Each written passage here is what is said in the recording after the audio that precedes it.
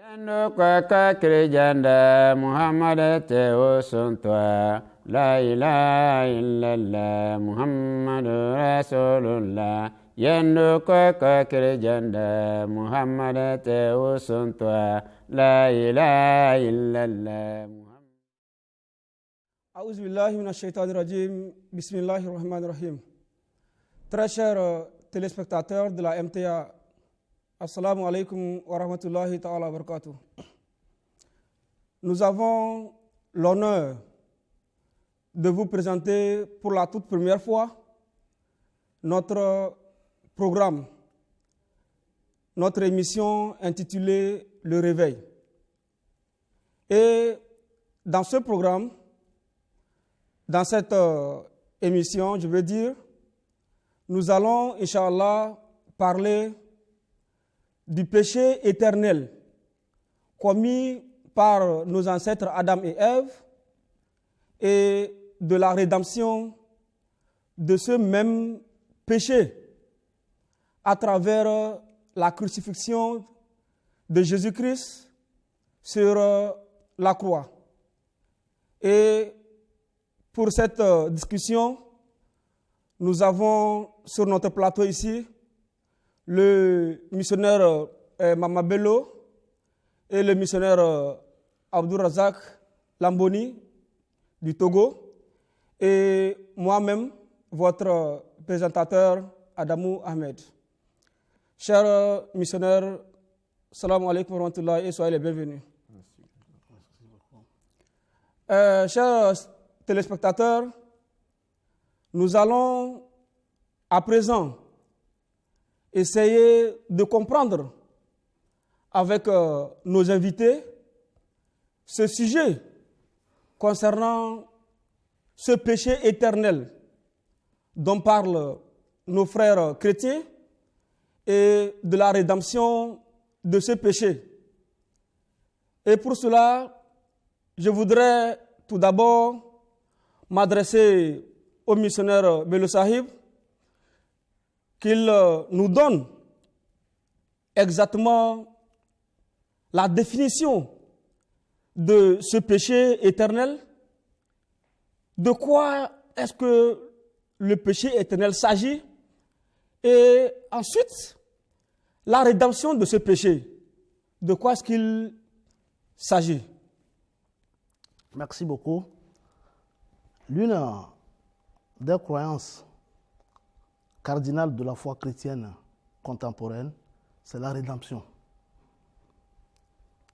qui s'explique comme étant, c'est-à-dire qui s'explique par la souffrance et la mort de Jésus sur la croix pour l'expiation du péché héréditaire causé par Adam et Ève, selon les chrétiens.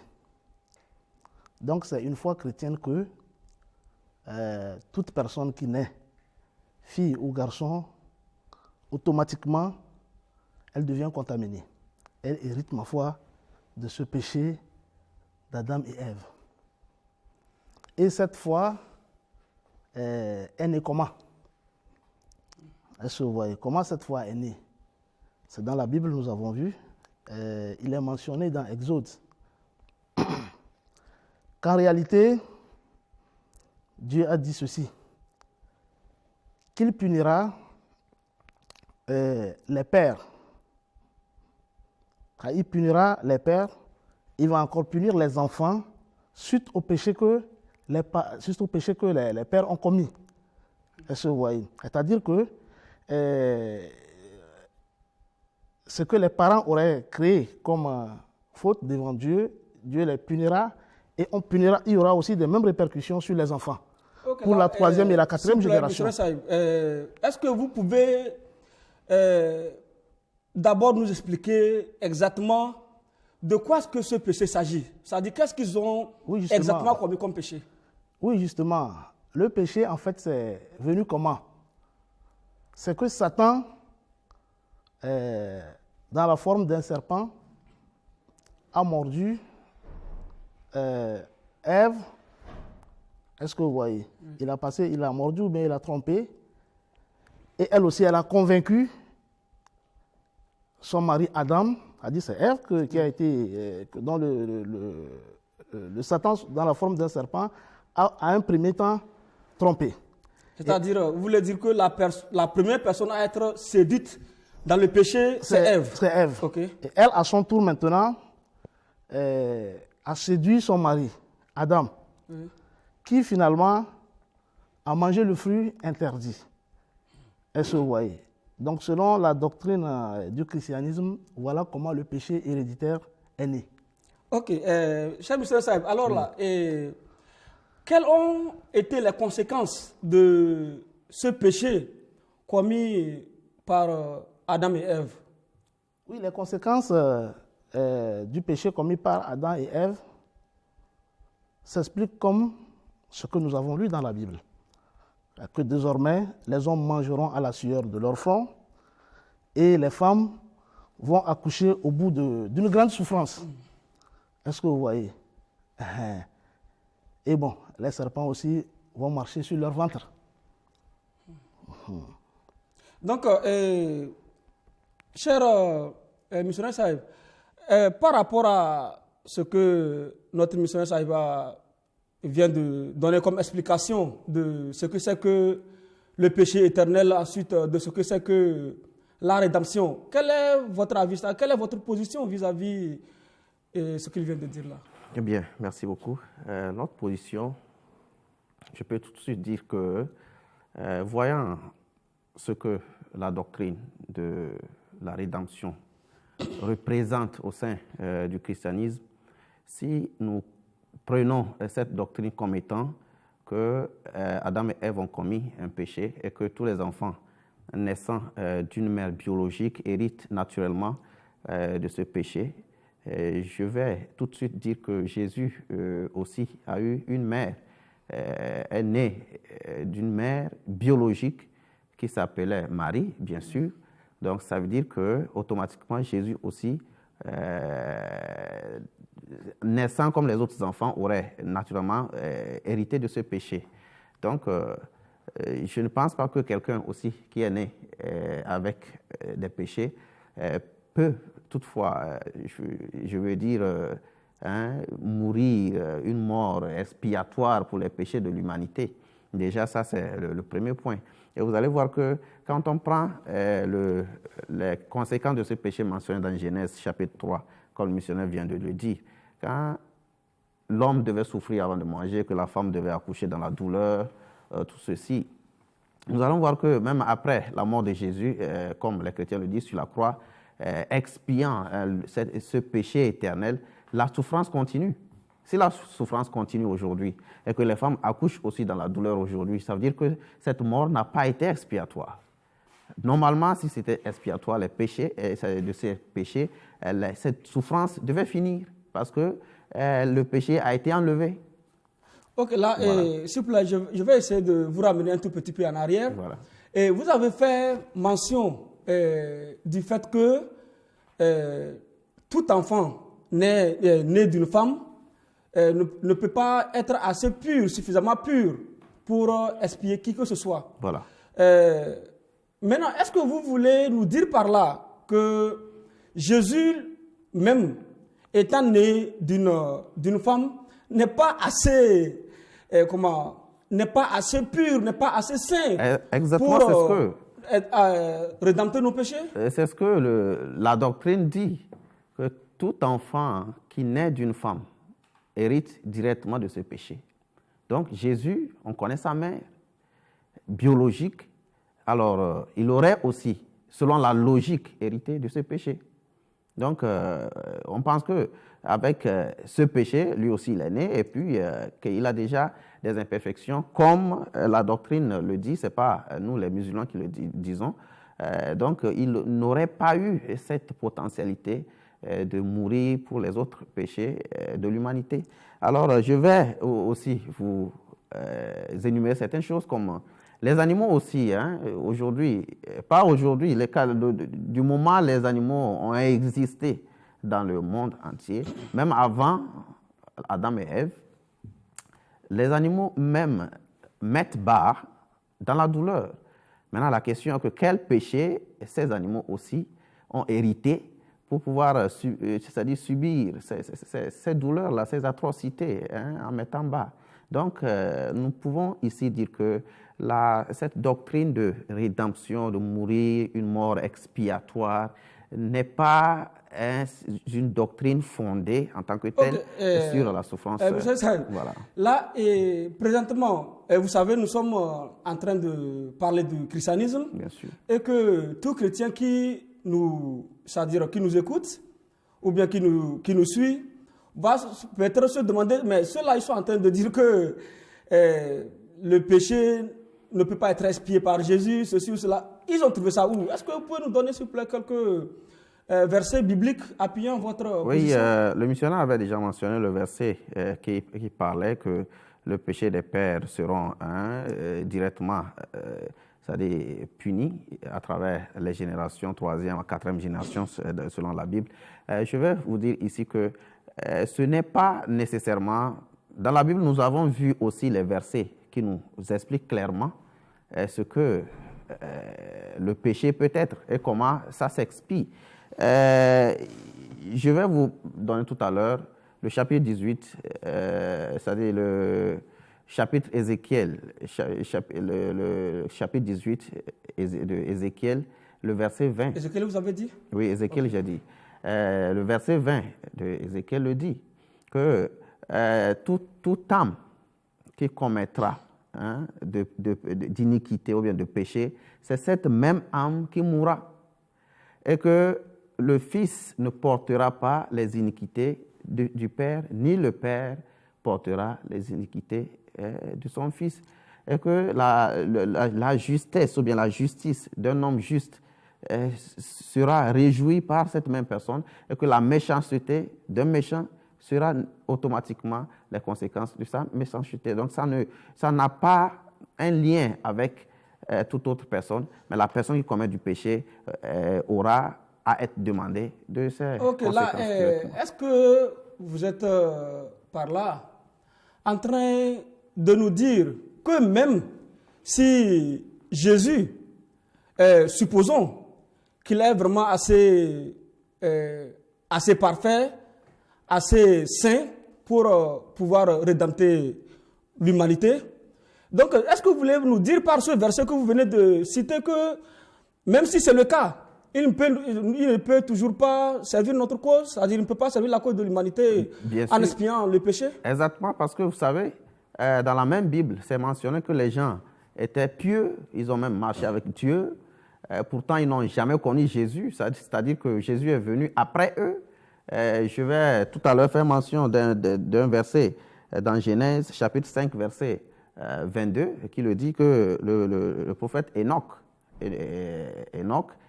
a marché avec Dieu. C'est-à-dire, il était proche de Dieu, un homme pieux.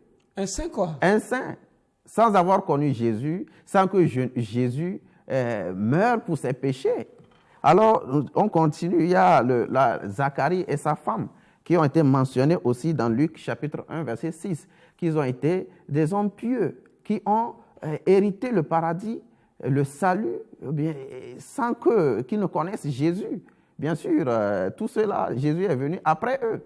Et donc, s'ils ont eu ce statut du salut éternel sans connaître Jésus, ça veut dire que la mort expiatoire n'était pas pour toute l'humanité. D'abord, ça, c'est le premier point. Et puis, dans Job, chapitre 1, verset 1, même chose, Job aussi, un homme pieux qui a aussi hérité le salut divin sans passer par cette doctrine de la mort expiatoire sur la croix. Donc, je pense que cette mort n'était pas une mort expiatoire, mais c'est un acte que c'est-à-dire ceux qui l'ont commis actuellement peuvent regretter parce que c'est un péché. Ok, étant donné que nous sommes des musulmans, on ne peut pas seulement se baser que sur la Bible. Et nous avons aussi nos frères musulmans qui nous regardent. Et donc, cher monsieur Saïb, qu'est-ce que vous pouvez nous dire? C'est-à-dire, quelle est la position, quel est l'enseignement de l'islam par rapport à cette question de péché éternel et de rédemption? Qu'est-ce que l'islam dit? Oui, justement, le Coran n'est pas resté silencieux Devant cette situation, nous avons en effet lu dans le Saint-Coran, dans le chapitre Al-An'am, en son verset 165, où il est mentionné ce qui suit. Wala taziru waziratun wizra ukhra.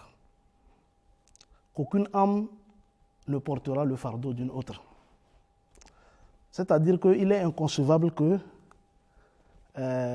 l'humanité, ou bien Adam et Ève, aient commis une faute éventuelle et au lieu de répondre sur les faits qu'ils ont commis, on va maintenant attraper un innocent quelque part et c'est lui qui va maintenant être exécuté, Payer les pots cassés. payer les pots cassés sur ce que les autres ont fait. Le Coran trouve que c'est inconcevable. Est-ce que vous voyez? Et si nous revenons sur le cas d'Adam et Ève exactement, la situation elle est similaire. Adam et Ève, réellement, ils ont reconnu leur culpabilité. Oui. Est-ce que vous voyez?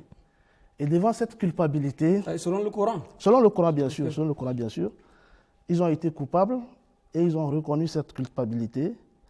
Et Adam est revenu vers son Seigneur d'un ton suppliant. Est-ce que vous voyez? Il est venu vers son Seigneur d'un ton suppliant et Dieu l'a accepté. Parce qu'en réalité, il est connu dans l'islam que nous sommes tous des pécheurs. C'est-à-dire aux yeux d'Allah, ces gens-là, ils sont plutôt bons. Ceux qui commettent un péché et après ils reviennent pour se repentir. Est-ce que vous voyez? Pour demander pardon à Pour Allah. demander pardon à Dieu. À Allah, est-ce que vous voyez? C'est ça. Donc, Luqman Ta'in ici, Allah nous dit nous sommes tous pécheurs. Personne n'est exempté. Est-ce que vous voyez? Mais le meilleur parmi ceux qui commettent des péchés, c'est celui-là qu'après avoir commis un péché, il revient vers Dieu, se repentir et d'un repentir sincère. Est-ce que vous voyez? Donc, Adam, ayant reconnu sa culpabilité, il est revenu vers Dieu et il lui a adressé de la façon suivante, et c'est une supplication. Il dit ce qui suit. A'udhu billahi minash shaitanir rajim. Rabbana zalamna anfusana. Fa in lam taghfir lana. Ça, c'est la prière faite par Adam. Adam, oui, Ok. oui. Après qu'il ait reconnu sa culpabilité devant les faits, il s'est tourné vers son Seigneur et il a adressé de cette manière. Il dit Rabbana zalamna anfusana fa in lam taghfir lana wa tarhamna lanakunanna minal khasirin. Il dit certainement, ô notre Seigneur, on a fait du tort à notre âme. Si tu ne nous pardonnes pas, et si tu n'as pas eu pitié de nous non plus, on restera certainement du nombre des perdants. Et s'ayant adressé à Dieu de cette manière, Dieu Cette prière-là, oui. c'est spécialement pour ce péché? Oui, C'est-à-dire oui. pour ce péché? Justement, oui, oui. D'accord, allez-y.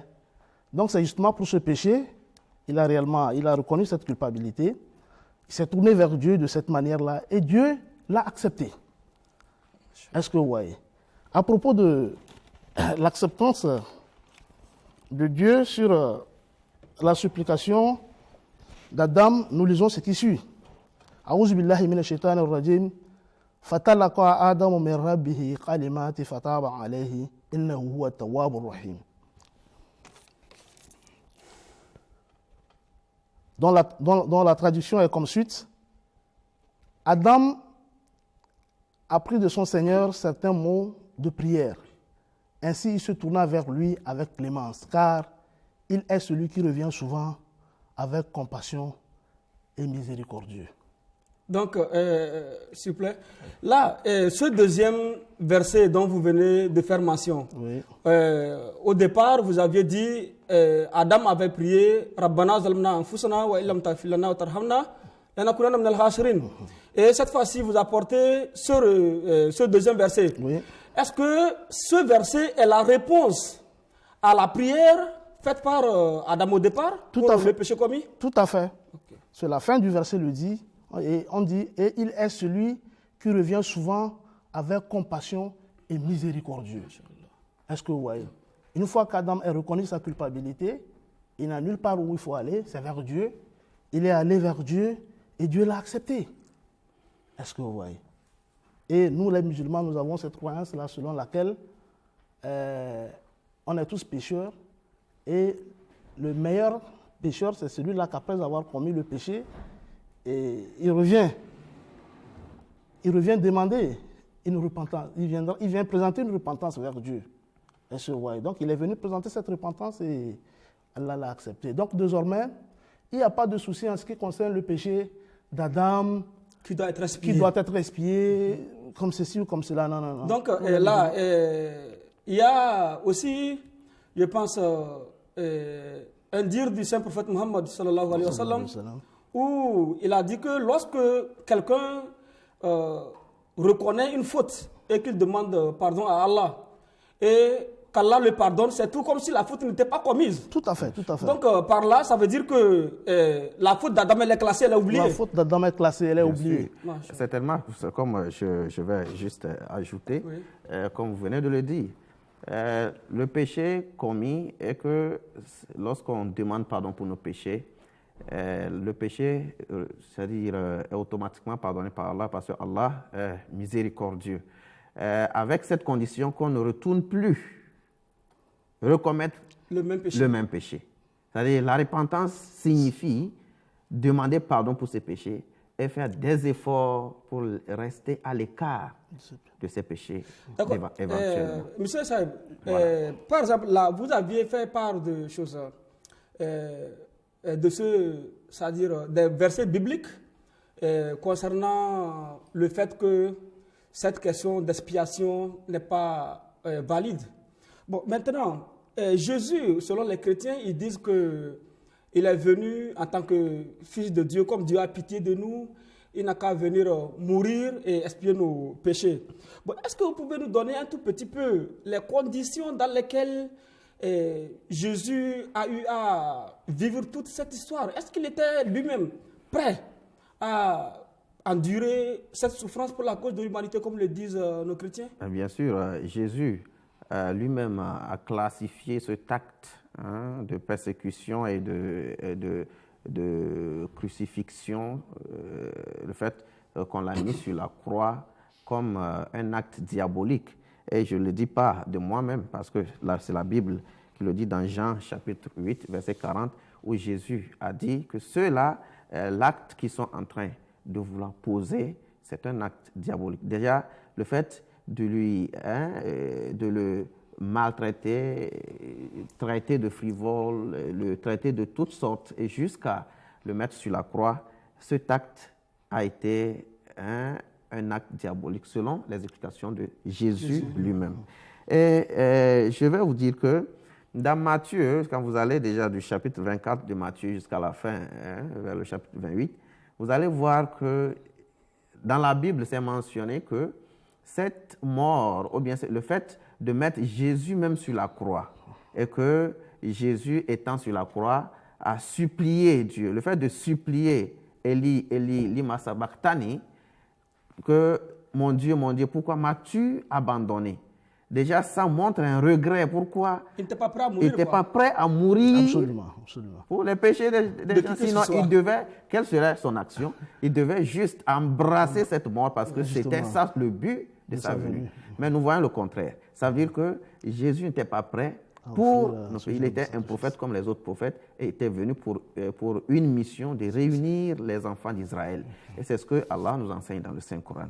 Je vais ajouter un petit point que ici, quand nous parlons de cet acte diabolique, Jésus mettant lui-même... S'il vous plaît, soyez un peu plus bref, car le temps nous reste déjà. C'est ça. Donc, parlant de cette action de rédemption, je vais dire ici tout simplement que cette affaire de rédemption ne pouvait pas être justifiée dans tous les domaines. Parce que vous savez très bien que Jésus était, même s'il mourait pour les péchés des gens, comme il a été envoyé. Voilà. Je vais devoir vous interrompre. Voilà. S'il vous plaît, est-ce que vous, en 5 secondes, dites-nous quelque chose comme un mot de clôture pour ce programme d'aujourd'hui? Justement, le thème que nous sommes en train de traiter, il est bien vrai que ça a été de tout le temps un souci majeur. Est-ce que vous voyez? C'est-à-dire que dans notre entourage, nous attendons les chrétiens en parler. Est-ce que vous voyez? Mais nous autres, nous voyons que c'est quelque chose qui n'est pas fondé, que ce soit du point de vue logique, du point de vue biblique, du point de vue coran. Il n'y a rien qui puisse satisfaire notre compréhension ou bien notre acceptation sur de pareilles croyances. Jazakumullah, monsieur Sahib. S'il vous plaît, cher Maulvi Sahib, donnez-nous aussi quelques mots en 2-3 secondes. Ce que je vais dire ici, c'est nous saluons nos frères chrétiens et musulmans. Nous ne sommes pas en train de critiquer leur foi, seulement nous sommes en train de mettre en exergue ce que nos enseignements et selon ce que la logique ce que la logique fait mention dans cette affaire de foi, parce que la foi, c'est la compréhension et la pratique. D'accord. Jazakumullah, cher monsieur Sahib. Chers téléspectateurs, Jazakumullah, Jazakallah, le Tout-Puissant vous bénisse tous. Comme vous venez d'écouter nos chers missionnaires, il est alors clair que cette notion, c'est-à-dire cette idéologie chrétienne, selon laquelle Jésus est venu, d'abord, cette question du péché éternel, c'est-à-dire qui a été commis par autrui, c'est-à-dire par Adam et Ève, et que c'est nous qui allons continuer par subir les conséquences, et bien même que cela ne soit pas nécessaire, bien sûr, selon les interventions de nos différents missionnaires que vous venez d'écouter. Donc, chacun devra comprendre qu'en réalité, chacun doit plutôt s'attacher au fait de demander pardon pour ses erreurs commises quotidiennement, que de fier du simple fait que Jésus est venu et qu'il a versé le sang pour sauver l'humanité. Ce qui ne va pas servir qui que ce soit de parmi nous. Et la preuve même, c'est que même nos frères chrétiens eux-mêmes, quand, malgré qu'ils ont accepté Jésus, ils ont accepté que Jésus est mort sur la croix pour expier nos péchés, mais jusqu'ici, ils continuent par prier. Est-ce que vous voyez? Ils continuent par prier, ils continuent par verser les larmes pour leurs péchés, que Dieu n'a qu'à les pardonner. Cela prouve vraiment qu'on devra plutôt être conscient du fait que nos erreurs ne peuvent être expiées que par nous-mêmes et non par qui que ce soit. Donc, pour aujourd'hui, nous allons, Inch'Allah, nous arrêter ici. Et Inch'Allah, on se voit à la prochaine fois. Assalamu alaikum wa rahmatullahi ta'ala wa barakatuh. Bibe wa baramaka nyame Muhammadu tu nyame smafo La ilaha illallah Muhammadu Rasulullah